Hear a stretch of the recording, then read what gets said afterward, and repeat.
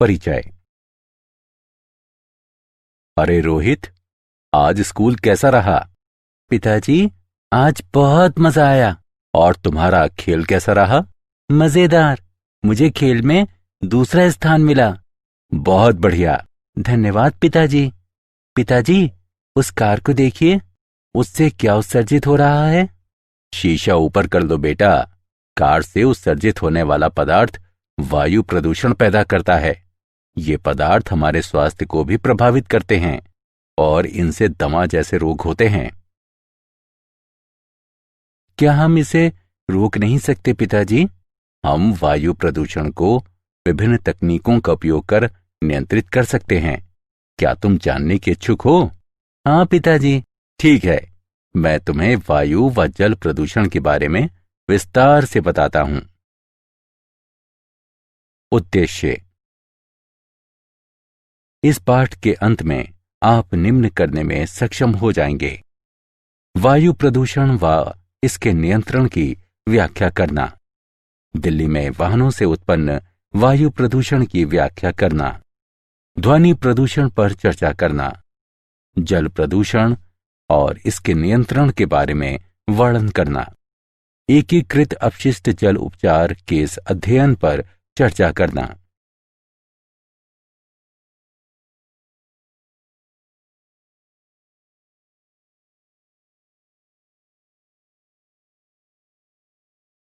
वायु प्रदूषण एवं इसका नियंत्रण। वायु, जल या मृदा का जीवों के लिए हानिकारक पदार्थों द्वारा संदूषण प्रदूषण कहलाता है।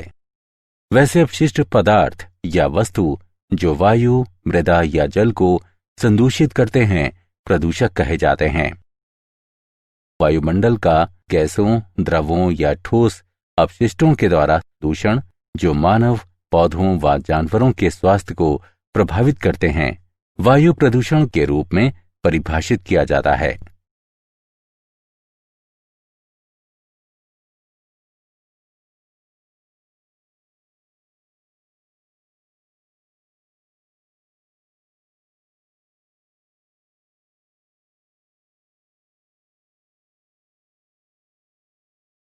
वायु प्रदूषण के कारण। जीवाश्म ईंधन वायु प्रदूषण के प्रमुख कारणों में से एक हैं। एरोसोल प्रणोदक व रेफ्रिजरेटरों में क्लोरोफ्लोरोकार्बन के उपयोग से वायु प्रदूषण का स्तर बढ़ रहा है। सल्फर डाइऑक्साइड धूम कोहरे के मुख्य घटकों में से एक है, जिसके कारण अम्लीय वर्षा होती है। धूल, पराग एवं अन्य कार्बनिक कणों के कारण बनने वाले धूम से भी वायु प्रदूषण होता है। सड़कों पर बढ़ता हुआ यातायात प्रदूषण की मात्रा को बढ़ाता है।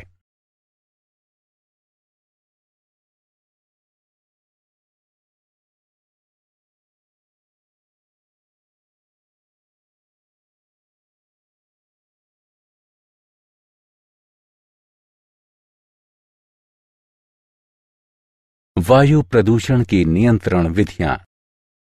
एग्जॉस्ट गैस स्ट्रीम से धूल कणों को निकालने के लिए स्थिर वैद्युत अवक्षेपक यानी इलेक्ट्रोस्टैटिक प्रेसिपिटेटर का इस्तेमाल किया जाता है। जैसे ही धुआं युक्त गैसें अवक्षेपक यानी प्रेसिपिटेटर में प्रवेश करती हैं तो सर्वप्रथम ऋणात्मक आवेशित धातु ग्रिड के संपर्क में आकर ऋण आवेशित हो जाती हैं। तत्पश्चात धुएं के कण धन आवेशित पट्टिकाओं की ओर आकृष्ट होते हैं। इस प्रकार इन धुआं युक्त गैसों से धूल कण अलग हो जाते हैं और स्वच्छ हवा वायुमंडल में प्रेषित हो जाती है।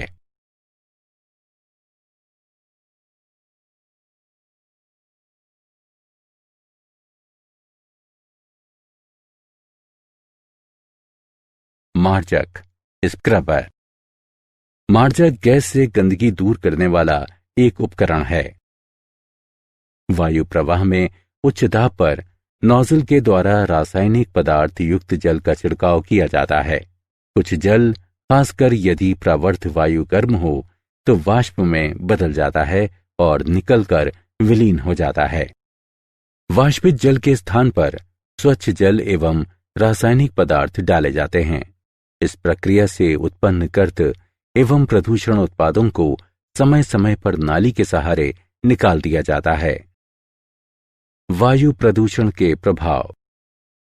वायुमंडल में उपस्थित प्रदूषकों के कारण दमा जैसा चिरकालिक रोग हो जाता है। इससे फेफड़ों का कैंसर होता है। इससे चिरकालिक फुफ्फुस अवरोधी रोग यानी श्वासावरोधी रोग यानी ऑब्स्ट्रक्टिव पल्मोनरी डिसीज हो सकती है। ओजोन गैस के संपर्क में आने से हमारी आंखों में जलन एवं खुजलाहट उत्पन्न होती है। कार्बन मोनोऑक्साइड गैस हीमोग्लोबिन से अभिक्रिया करके खून में प्रवाहित हो रही ऑक्सीजन की मात्रा को कम कर देती है। दिल्ली में वाहन जन्य वायु प्रदूषण पर नियंत्रण केस अध्ययन। दिल्ली का विभिन्न क्षेत्रों उद्योग, परिवहन एवं आवास में विकास हुआ है, जिसके फलस्वरूप वायु प्रदूषण में वृद्धि हुई है। इससे स्वास्थ्य के खतरों में वृद्धि होती है, जो श्वास रोगों में हुई वृद्धि में स्पष्ट दिखाई देते हैं। पिछले 8 वर्षों में दिल्ली में वायु प्रदूषण के स्तर में 5 गुना वृद्धि हुई है। रिपोर्ट के अनुसार दिल्ली में रहने वाले लोग सांस के साथ जहर ले रहे हैं। दिल्ली की हवाओं में लटकते अंतःश्वसनीय विविक्त पदार्थ रेस्पिरेबल सस्पेंडेड पार्टिकुलेट मैटर यानी RSPM की मात्रा लगभग 250 माइक्रोग्राम प्रति घन मीटर है, जो सामान्य से 4 गुना अधिक है। वहीं नाइट्रोजन ऑक्साइड की मात्रा 50 से 55 माइक्रोग्राम प्रति घन मीटर है, जो कि 40 माइक्रोग्राम प्रति घन मीटर की निर्धारित मात्रा से कहीं अधिक है। इन प्रदूषकों के कारण श्वासावरोध, दमा, फेफड़ों में संक्रमण एवं जन्मजात विकृति जैसे रोग उत्पन्न हो रहे हैं।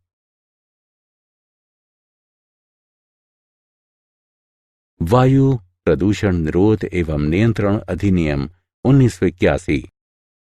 वायु प्रदूषण निरोध एवं नियंत्रण अधिनियम सन 1981 में संसद द्वारा पारित किया गया, जिसका मुख्य उद्देश्य वायु प्रदूषण की रोकथाम, नियंत्रण एवं उपशमन है।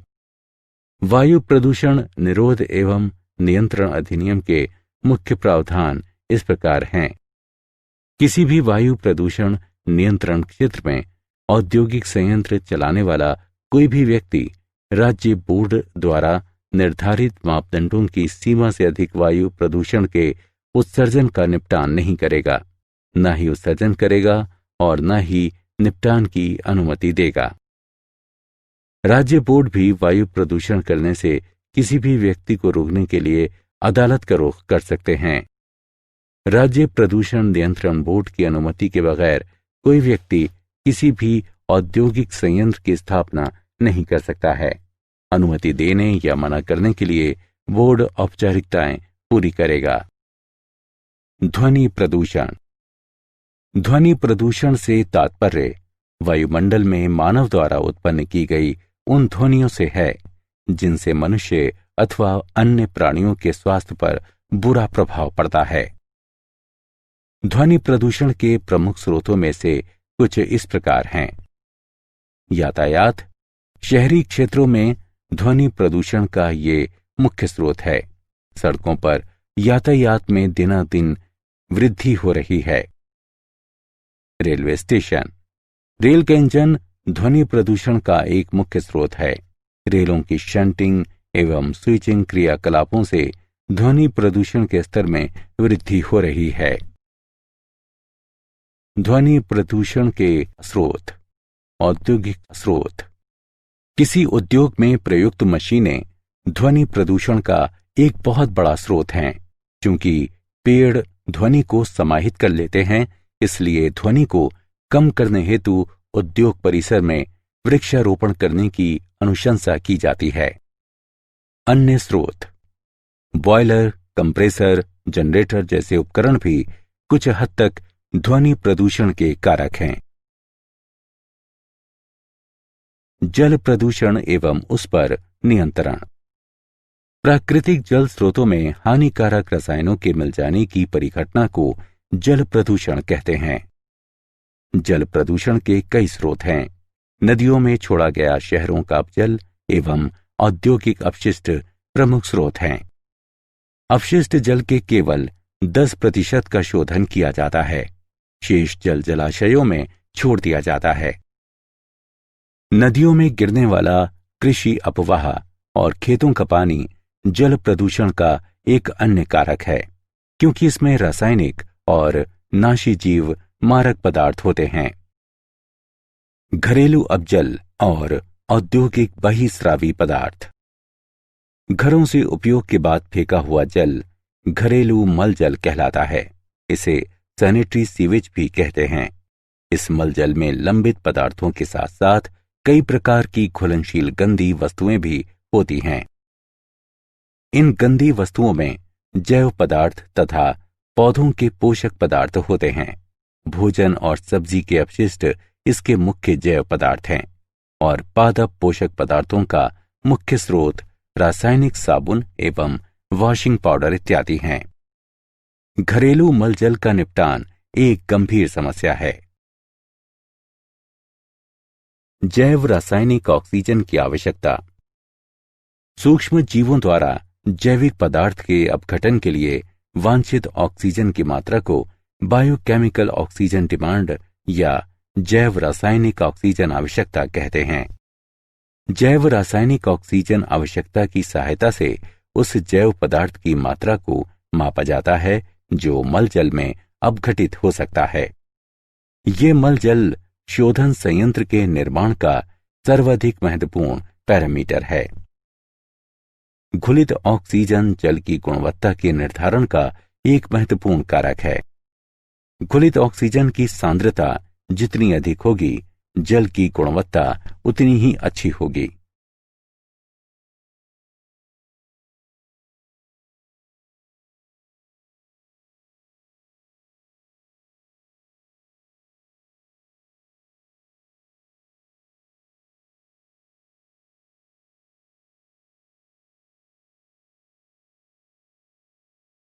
जैव आवर्धन। जैव आवर्धन यानी बायोमैग्निफिकेशन वह प्रक्रिया है जिसके द्वारा बृहद रूप से सांद्रित नाशी जीव मारक डाइक्लोरो डाइफिनाइल ट्राइक्लोरोएथीन यानी डीडीटी जैसे खास रासायनिक पदार्थों को आहार श्रृंखला के शीर्ष के प्राणियों को पहुंचाया जाता है। उदाहरण, हर पोषी स्तर पर डीडीटी की सांद्रता में वृद्धि, जैसा कि रेखा लेख यानी डायग्राम में दिखाया गया है।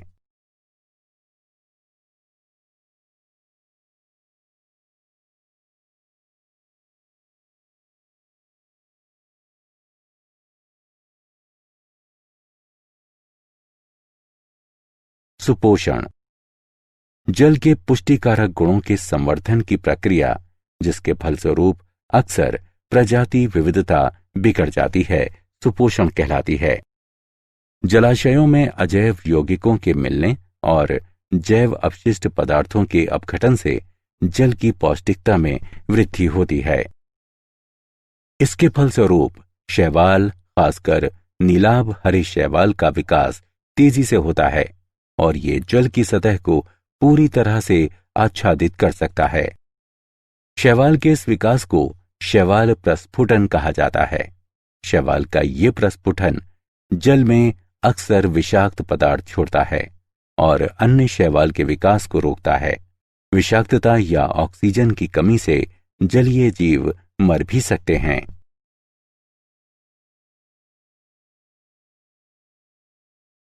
औद्योगिक बहिस्रावी पदार्थ। औद्योगिक बहिस्रावी पदार्थ औद्योगिक कार्यों के फलस्वरूप पैदा होने वाला अपजल है। औद्योगिक अपशिष्ट में जैव और अजैव दोनों पदार्थ होते हैं। जैव अपशिष्ट पदार्थों में नाशी जीवों के अवशेष, विलायक एवं साफ सफाई के तरल पदार्थ आते हैं। बहिस्रावी पदार्थों में अजैव अपशिष्ट पदार्थ हो सकते हैं, जैसे लवण जल और धातुएं। जल प्रदूषण के प्रभाव। प्रदूषित जल पीने, मनोरंजन, खेती और उद्योग के योग्य नहीं होता। ये झीलों और नदियों की सुंदरता को धूमिल करता है। संदूषित जल से जल जीवन का नाश होता है, उसके जीवों की प्रजनन क्षमता में कमी आती है। ये मानव स्वास्थ्य के लिए भी संकटप्रद है। एकीकृत अपशिष्ट जल उपचार केस अध्ययन। अपशिष्ट जल उपचार एकीकृत ढंग से किया जा सकता है। अब जल के शोधन से पर्यावरणीय प्रतिक्रियाएं होती हैं जो मानव कल्याण के लिए उचित नहीं है। अब जल शोधन के फलस्वरूप खेती के हरियाली वाले क्षेत्रों में सिंचाई, नगर के मनोरंजनार्थ बनी झीलों, गोल्फ के मैदानों आदि के लिए जरूरी पानी में कमी आती है। शब्द ह्यूमेन्योर का अर्थ मानव अपशिष्ट है, जिसका पुनर्चक्रण कृमि खाद निर्माण की विधियों से होता है और जिसका उपयोग बागवानी या खेती के कार्यों में किया जा सकता है।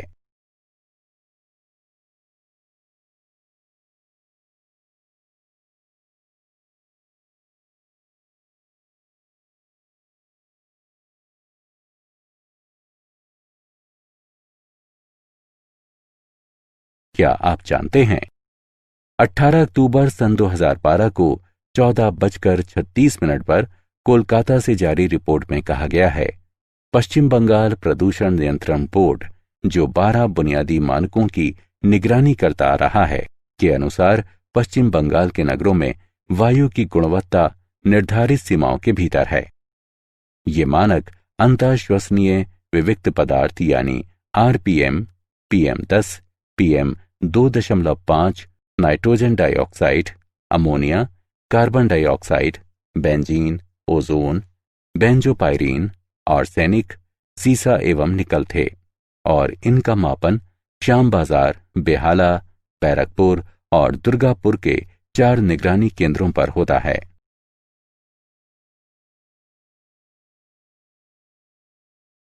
सारांश। आइए हमने जो कुछ सीखा है उसे संक्षेप में दोहराएं। सजीव प्राणियों के लिए हानिकारक पदार्थों के कारण वायु, जल और मिट्टी के होने वाले संदूषण को प्रदूषण कहा जाता है। मानव स्वास्थ्य और पेड़ पौधों तथा पशुओं के स्वास्थ्य को प्रभावित करने वाले गैसीय, द्रव या ठोस अपशिष्ट के कारण वायुमंडल के होने वाले संदूषण को वायु प्रदूषण कहा जाता है। स्थिर वैद्युत यानी इलेक्ट्रोस्टैटिक अवक्षेपक और मार्जक का उपयोग वायु प्रदूषण पर नियंत्रण के लिए किया जाता है। वायु प्रदूषण की रोकथाम, नियंत्रण एवं न्यूनीकरण के उद्देश्य से संसद ने वर्ष 1981 में वायु प्रदूषण निरोध एवं नियंत्रण अधिनियम लागू किया। ध्वनि प्रदूषण का अर्थ वातावरण में मनुष्य द्वारा उत्पन्न ध्वनियों के कारण होने वाला प्रदूषण है, जिसका प्रभाव मानव एवं पशु स्वास्थ्य पर पड़ता है। प्राकृतिक जलाशयों में हानिकारक रासायनिक पदार्थों के मिलने से उत्पन्न प्रदूषण को जल प्रदूषण कहा जाता है।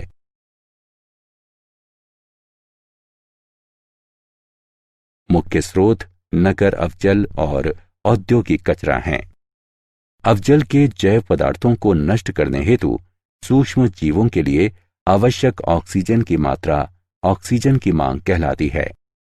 जैव आवर्धन यानी बायोमैग्निफिकेशन वह प्रक्रिया है जिसके द्वारा बृहद रूप से सांद्रित नाशी जीव मारक डाइक्लोरो डाइफिनाइल ट्राइक्लोरोएथीन यानी DDT जैसे खास रासायनिक पदार्थों को आहार श्रृंखला के शीर्ष के प्राणियों को पहुंचाया जाता है। जल की पोषण शक्ति के संवर्धन की प्रक्रिया, जिससे अक्सर प्रजाति विविधता बिगड़ती है, सुपोषण कहलाती है।